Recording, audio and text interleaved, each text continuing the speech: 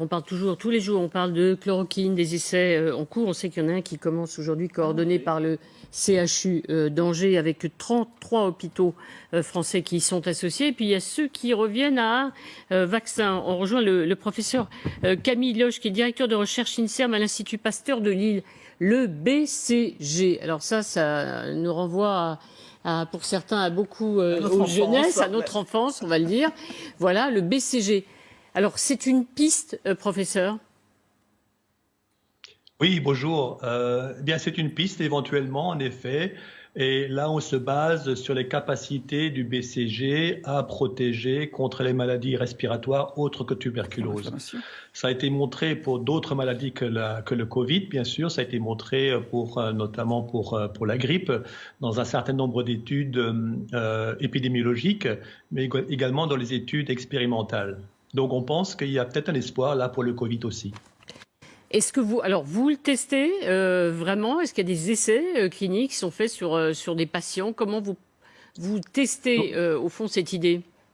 Donc aujourd'hui, il y a toute une série d'essais qui se font dans plusieurs pays dans le monde, plusieurs pays en Europe, y compris, j'espère, la France, quelque chose qu'on essaie de mettre en place.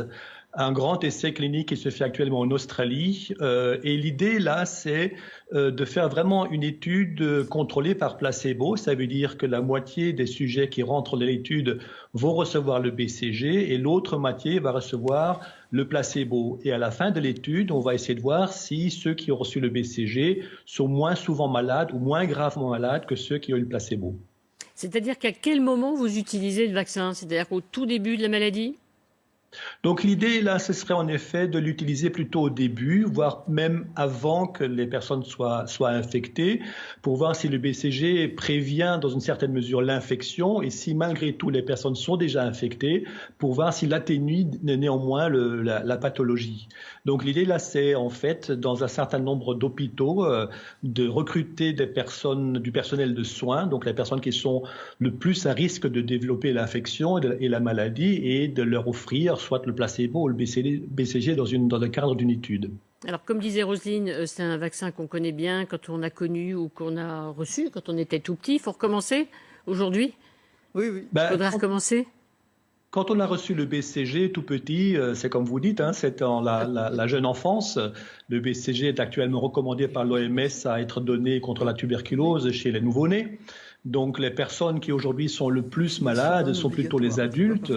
Et donc je pense que même si le BCG a eu un très bel effet au début, au bout de quand même une quinzaine d'années, son effet a certainement diminué et donc il est nécessaire éventuellement de revacciner. Professeur Loge, question du professeur Jean-Paul Mira, qui est le chef du service de réanimation de l'hôpital Cochin. Bonjour. Donc, Bonjour. J'ai bien compris que c'était pour éviter l'apparition de la maladie. Donc, c'est pour des sujets, on va dire, sains, initialement. Ou bien alors pour éviter chez les patients qui vont développer, de voir la sévérité. Le problème, c'est qu'on est en confinement avec des gens ultra protégés quand ils sont exposés. Puisqu'il y a d'autres stratégies qui apparaissent aujourd'hui en donnant des médicaments, un peu comme la PrEP sur le sida, mais les gens sont tellement protégés quand ils sont exposés. Il va falloir un nombre considérable de malades pour voir une différence, non? Qu'en pensez-vous?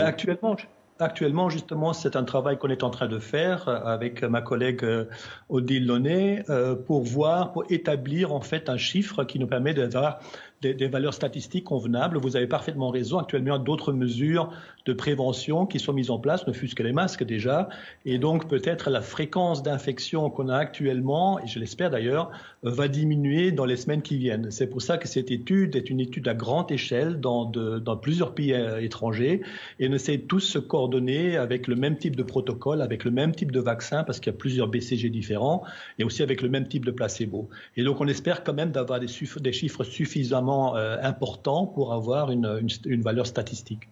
Si je peux être provocateur, est-ce qu'on ne devrait pas faire cette étude en Afrique, où il n'y a pas de masque, pas de traitement, pas de réanimation, un peu comme c'est fait d'ailleurs pour certaines études dans le sida, où chez les prostituées, on essaye des choses parce qu'on sait elles sont hautement exposées et elles ne se protègent pas. Qu'est-ce que vous en pensez ?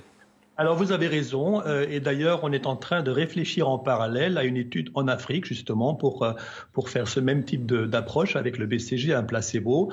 Je pense qu'il y a un appel d'offres qui est sorti, il va sortir, et je pense qu'on va en effet sérieusement réfléchir à ça aussi. Ça n'empêche pas qu'en parallèle on puisse réfléchir à une étude aussi en Europe et en Australie. Bien sûr. Merci en tout cas, professeur Loche. Résultat quand? Parce qu'on est tous très impatients de connaître tous les résultats de tous les tests et toutes les expérimentations.